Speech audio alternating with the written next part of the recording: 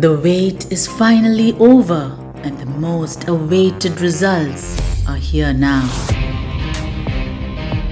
The moment has come when the winners of the Golden Eye Chef 2022 International Cooking Contest for the Blind People's Choice Awards will be revealed.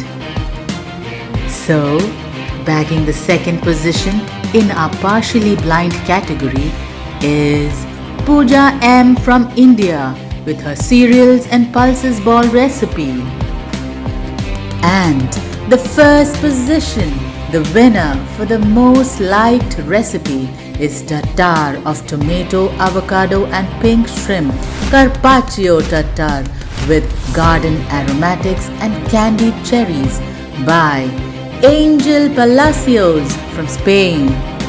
In the totally blind category, the second most liked recipe is Indori Usal Poha prepared by Pinky Mangal from India.